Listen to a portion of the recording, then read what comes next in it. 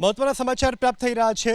મતદાર યાદીમાંથી નામ કમી કરવાનો એક નવો વિવાદ। સરકારના મંત્રી નરેશ પટેલનું નામ કમી કરવાની થઈ વાંધા અરજી। નવસારી જિલ્લા કોંગ્રેસ પ્રમુખ શૈલેષ પટેલની નરેશ પટેલ સામે વાંધા અરજી। આ મોટા સમાચાર। મતદાર યાદીમાંથી નામ કમી કરવાનો નવો વિવાદ। સરકારના મંત્રી નરેશ પટેલનું નામ કમી કરવાની થઈ વાંધા અરજી। નવસારી જિલ્લા કોંગ્રેસ પ્રમુખ શૈલેષ પટેલની નરેશ પટેલ સામે વાંધા અરજી। एमएलए श्री नरेशभाई के जे हालમાં मंत्री श्री છે તેમના વિરુદ્ધ ફોર્મ ભરીને અરજી કરી રહ્યો છું કે એમની ખરાઈ કરવામાં આવે, કારણ કે અહીંના મતદાર નથી, એ રૂમલાના મતદાર છે, વાંસદા વિધાનસભાના મતદાર છે।